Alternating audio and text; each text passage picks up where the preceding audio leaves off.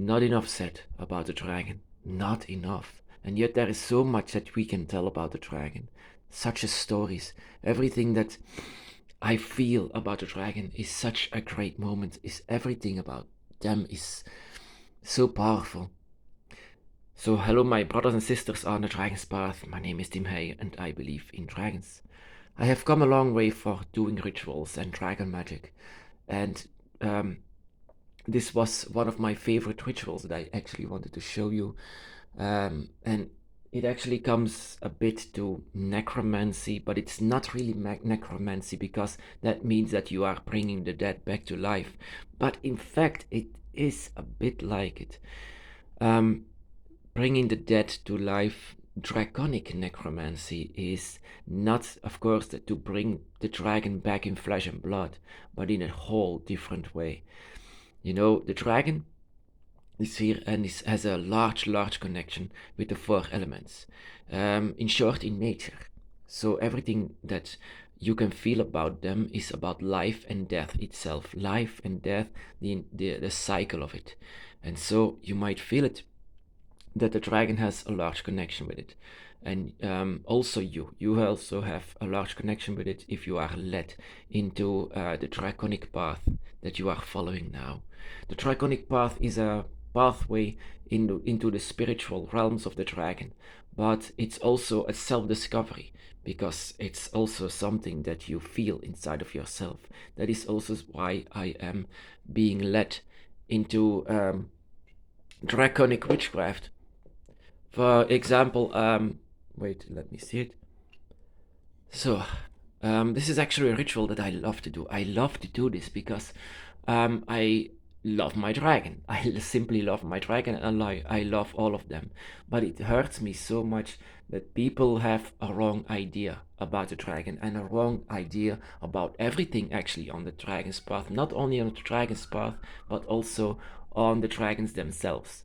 They are such an amazing beings, so divine, if I can call them like this. But they are also a part of us, so we can use this energy, not to our advantage to live a better life, but to be closer to them, also to be as equal to them. I mean, yeah, I'm not outside, so it's, yeah. So I made a little fire. Let it be touched by fire. I mean, the fire that you have inside of your hand. Let it touch the dragon. Let it touch the one. If you have something that reminds you of the dragon, then please use it. Use this, the image of the dragon. And so let the fires touch the dragon. Let the fires, in cases of of earth itself, of course, as just as well, let it touch the dragon. Let it touch the one that that feels like the dragon just as much, just like the feather of the air. Just let it be it be touched, of course, with every single element. I mean, the feather is standing for the air, mostly Quetzalcoatl Q in short. Fire is of course Fafnir. The earth itself is Tiamat and Pangu. And Leviathan, of course, is the waters, and yeah, of course, and the waters also just the same thing. So it can let it be touched by the waters. Every single element. Of course, you can also. That is also very important. Why you should know what your element is. What is your strongest element with you, and so you only have to use it just for this element. This element, I mean, water, for example. If water is it, just let it be touched by the waters. Let it be touched and blessed by Leviathan, or let it be touched and blessed by Fafnir, or let it be blessed and touched by Q. Yeah. Make sure, of course, in the beginning you might not know it, but later on you might discover it, what your strongest element is, and who is the one that awoke you, who is the one that allowed you to be alongside with your dragon. So now, this is all additional. This is not something that you need to do, that it's wow, you have to do it. But what you can do, of course, the words inside of your head, because the dragon is listening to you, and the dragon, not only the dragon, but also the dragon god, they are listening to you. So it's very important that whatever you are saying to your dragon, it has to be sincere. So you cannot force yourself into this. That is why you cannot lie to the dragon. You cannot lie to anyone of your dragon circle. They cannot lie to you, and you cannot lie to them. And inside of of a ritual like this, you cannot. Every action that you do has to be sincere. So whenever you are doing something like this, for example, what I did, what where I'm led to, was actually to let the dragon be close to me. And so I asked the dragon to be very, very close to me. And so I felt the dragon very close to me. And so, but there was still a wall in between us. And I wanted the dragon to say to the dragon, whenever I'm blowing it to you, whenever I'm, I'm, um, I'm touching you with my air, it's going to be with my lungs. Let it be dragon lungs. Let it be the air of the dragon that gives you the energy that you need to come to me, so that we can be together. And so in these words, I say, inside of the dragon. I mean, I was very sincere, and I wanted the dragon to be here.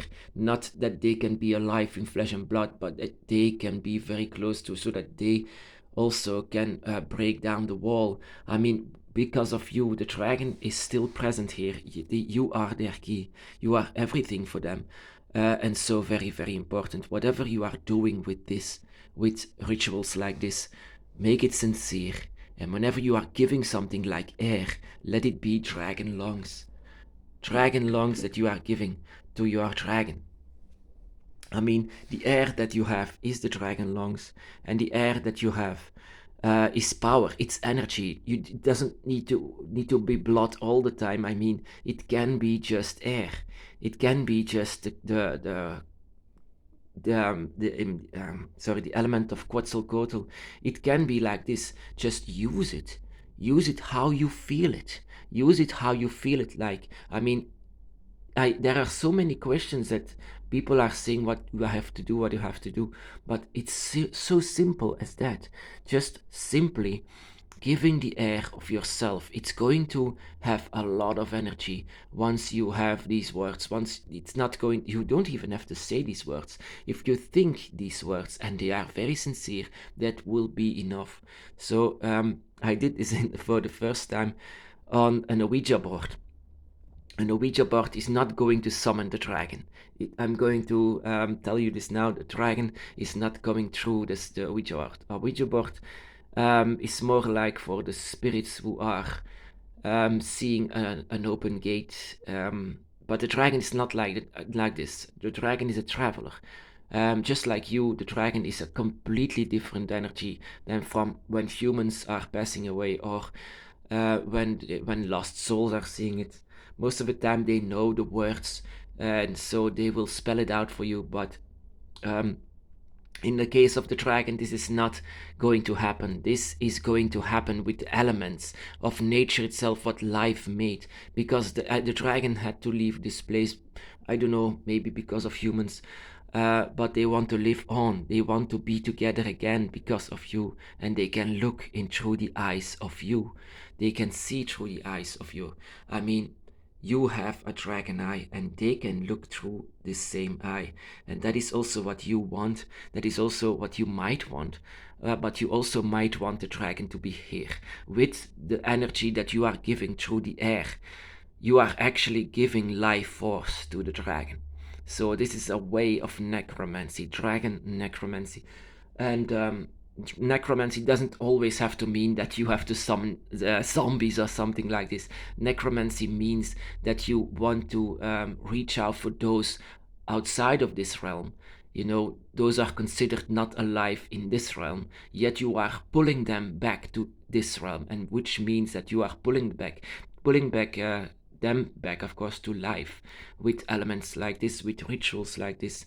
Touch them with fire, touch them, bless them with it, bless them with the ones that live upon this in this realm with draconic energy. Do it, but whenever you are doing something, do it so sincere, with a lot of love, with that you don't want advantages from this. The only advantages that you are supposed to have is the love for your dragons, so that they can come to you, so that you don't have to do much more effort, so that you can feel them, you can feel their energy. And with the energy that you are giving, you are making them stronger, which is the meaning of dragon necromancy. Of course, it's a fancy name, but in fact, it just means that for you, the dragon can be more felt, and that is the whole point of this ritual that I'm led into. You won't find this into books. You won't find this. Actually, that is also a bit the problem on the dragon's path. You won't find anything. Actually, it's all up to you. You are being led into these rituals, and you are being led into draconic witchcraft, which and also in bringing back the dragon to your place. The dragon did the first step by letting themselves be felt. They are always around you, but there will always be a wall in between you. To lesser down the wall, to thinner the wall, that is a good idea, of course, to give them the energy that you have. It won't affect your health, it won't affect anything. It's just something that you give to them. In this case, it's the air, every element that you have. You can also give. This is actually the air itself is the lungs of the dragon, but also the air itself. That mean the fire. You can as well give the fire to the dragon, a piece of your soul, a piece of your spirit, that you also can say to the dragon, please touch my spirit. You can have it. You can have it to strengthen yourself. And that is also what I did as well. Before I did this ritual, I said to the dragon that they can always have a part of my soul or my spirit. My spirit belongs to the dragon, so it belongs to my dragon family, my dragon circle. So they can have it. I was always saying this. And so they touched it, but they didn't take it. But it was also the same as with this air. It didn't 100% work.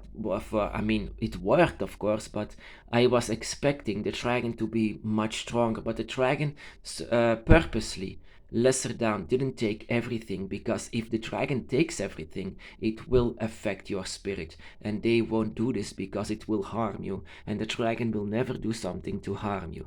In this case, the dragon is just the dragon is just don't want anything to harm you, so the dragon takes a bit from it, but not too much. You might feel it that the dragon takes it. The dragon is using it. So, but it's all for them. It's all the same reason. It's to be here with you, with their family. They moved heaven and earth to be with us. So if you do a ritual like this, don't do it out of the ceremony that you have to do. We are not a church. Remember that we are not a church. We are draconic Wiccans, are people who are trying to find the dragon again, back to us. And in this way, we are trying also to feel the dragon spirit even more. But it all has to be done out of love that you have for the dragon, the dedication that you should have for your dragon. It doesn't make any sense if you do something in a ceremonial way, yet you are feeling nothing for the dragon. It's not something that you have to try. In the end, when you blow the wind to the dragon image of the earth, if you blow the wind to this place, where you are saying to the dragon, take my air, take my energy. Whenever you are doing this, or whenever you are giving blood, or whatever we are giving to the dragon, whenever I'm giving to the something to the dragon inside of my dragon altar, even before I put it down, I always say to the dragon that it's theirs. Of course, it's made out of love. It's made out of connection for the dragon. It's not just because. It's just something that I want to give.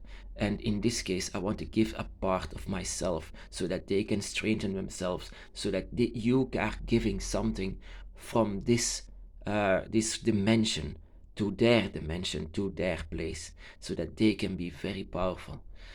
So yeah, a bit of an explanation of how I do the four elements, the four elemental rituals, but it's all in order to feel them again, to be with them. It's all in a ceremonial way, but it's also very, very sincere that I let them be touched by the four elements, so that and that I can give something to them so that they can be more powerful. And yet, that is also what the dragons do. They also give something to us so that we can also be stronger, that we can feel the dragon realm, and that we can feel wherever they are. We can always sense wherever they are. Also, it seems far away wherever they are, but it's never going to be very, very far away that they are, because you can always find each other. That is because of your dragon eye, your dragon circle. These lines are holding you together. And that is why you can do rituals like this. And that is why you can give something to them from you. You can give energy to them so that they can be alive again. In a way, of course, next to you, to be with you. And as long as you are there, they are going to be here on this place as well. Especially if you give energy to them like this. So, my brothers and sisters, be blessed.